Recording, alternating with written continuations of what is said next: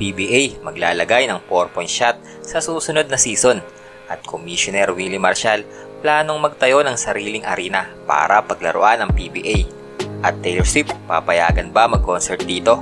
Pero bago natin pag-usapan yan ay huwag kalimutan na mag-subscribe sa ating channel para sa latest update. Ayan na, Willie Marcial may naisip na magandang idea na muling magpapabalik daw sa interes ng mga PBA fans. Ito ang paglalagay ng 4-point shot. Ayon sa PBA ay magkakaroon ng innovation sa susunod na season 49 at gagamitin nila ang 4-point shot sa layo na 27 feet mula sa basket.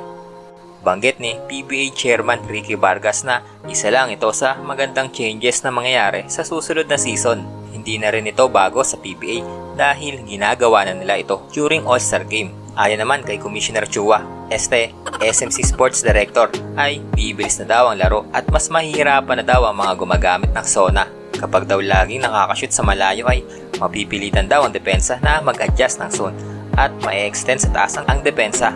Ang tanong ay pabor kaya ito sa ating national team dahil alam naman natin na iba rules ay legal ang zona.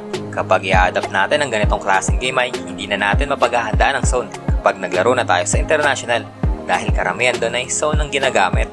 Ang 4-point shot ay minsan na rin nagamit sa NBA pero hindi naman sa isang regular game kundi sa isang All-Star Celebrity Game.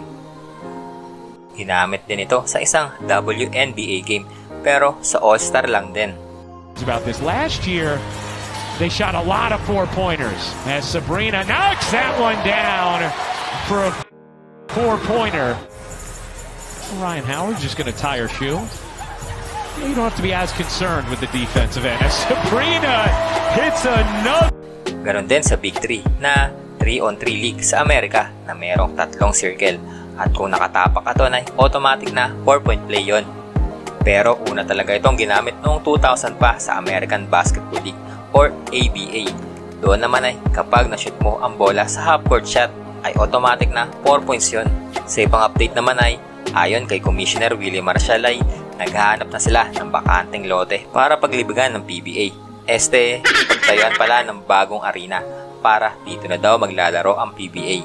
Ayon pa kay Kumi ay naghahanap na sila dito sa Metro Manila ng about 2 to 3 hectares ang laki at malapit na daw itong matuloy. At kung sakali nga daw na matuloy na ito ay di na daw malilito ang fans kung saan sila maglalaro. Ang tanong lang na nakakarami ay saan naman kaya sila makahanap ng lote ngayon dahil sobrang dami na talaga ng condos at mall dito sa Maynila.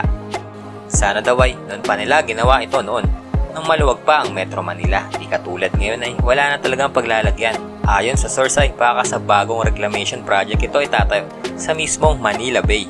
Ayon sa ibang fans ay hahabol din kaya ang PBA para sa 2028 baka sakaling dyan daw mag-concert si Taylor Swift.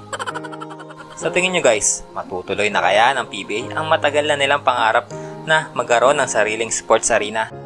Mag-comment lang sa baba kung ano ang masabi nyo tungkol dito. Thanks for watching. Peace!